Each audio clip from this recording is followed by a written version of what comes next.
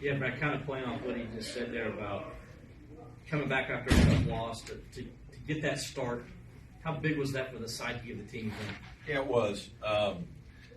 We've had some heartbreaking losses, certainly. These guys the first time, and Virginia and then NC State. And, I'm proud of our group. Our group has responded. I really challenged them on Monday. We had a very difficult film session, and I challenged our older guys, and it's such a long season. I think that it's basketball is so long that it's hard to play well all the time, and it's hard to not get distracted as players and teams, and to get down. And I kind of really just try to get our guys to think back to November and early December and just remember the joy that we were playing with. And I used in every huddle tonight, we just said spirit, like team spirit, because we were just trying to get back to our team spirit, just that feeling that we had. We didn't play great basketball every game in November and December. In fact, we won that tournament against UAB and Davidson and didn't play well in some games. But we had such good camaraderie and spirit and energy that it carried us. And I think sometimes through the length of a season, you get wounded and then people get distracted. They get a little upset and disgruntled or whatever, or distracted, and you lose some of that. And so we just tried to get back to how we felt in November and December, and I think my older players did a really good job of making that happen tonight. Coach, kind of on Chase Hunter, fifth-year player. You talked about it a lot. He's battled injuries, adversity. Yeah. I can remember watching him as a freshman, and he doesn't look anything like he does today. What's kind of the testament to his progress 5 years later? Obviously, that's our whole Clemson grit motto, is just hanging, passion and perseverance toward a long-term goal, and sustaining, continuing to believe in yourself, and working through it, not giving in.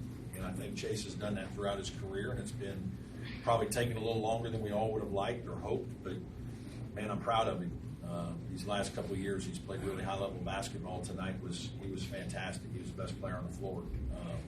Some of the defensive plays that he made in the second half, and some of the defense that he has played in the last month. He didn't play quite as well against State, but he's in some of these road wins, he's been terrific, and I'm just really, really proud of him, the confidence that he's gained, and when he plays like he did tonight, we're a whole nother team. He's grown through the program, and that's what this is about. As coaches, that's what we're trying to do. Phil in the back. Brad, the shooting will get the headlines, but I got to believe the 24% defense in the second half will let you sleep easier tonight. Yeah, we've had trouble at times defending as well as we need to. The last 10 minutes against State, we played very poorly defensively. We were, okay in the first half, average probably. And then for the next 10 minutes of the second half, we were fantastic, and then we had a lull. And that's a little bit how we've played at times this year. And so just getting our team to sustain defensively and compete for the full 40 minutes, we have some weaknesses that our guys really have to stay focused on. And tonight they were terrific. And I thought they followed our game plan very well, and they just continued to play with great effort throughout the full 40 minutes. How much did it help early for PJ and Ian to show off their versatility and knock down those threes? Yeah, we knew going into the game that those shots were going to be open. They were packing things in the paint a lot. And, we just told our guys, rhythm shots. You got rhythm shots, be shot ready. We have confidence in our players to shoot those shots. And certainly it's great to see Ian take a few more because he's more than capable. So, getting off the starts like that, it's kind of how we started against North Carolina on the road. There's no question that gives your team a little shot in the arm. You got a little extra pep in your step on defense. Makes you feel pretty good. And certainly we built off that start the rest of the way. Got time for a couple more? Yep.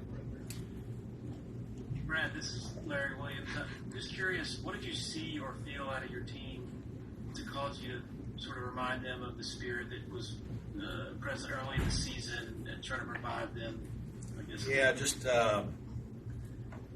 you just kind of, you just get a feel. You've been around your guys, and we obviously had I think we won 3 in a row, maybe, leading into that game. So it wasn't like we were in a terrible place, but, you know, we've had a hard time just continuing to build and play at the level.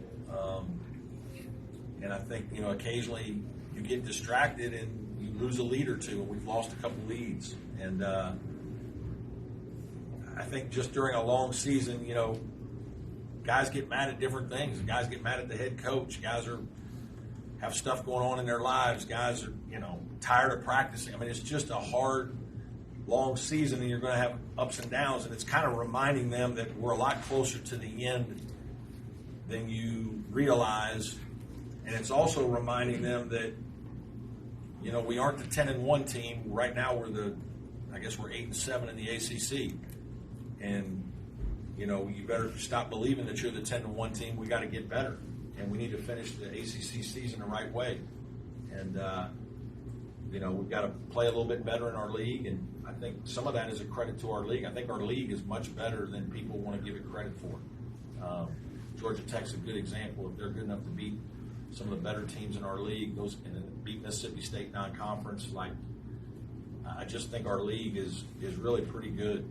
And if you don't play really well for the full 40, you get beat. And we're a prime example of that. Last one right here. Coach, we already know what happened with DJ Horn last game, who exploded on offense. But last time you played Tech, 73% of the points you gave up were against guards. In that Monday film session, you said a tough film session. How much of that was focused not only on defense, but guard defense as well? Most of it was focused on defense. In fact, about 98% of it.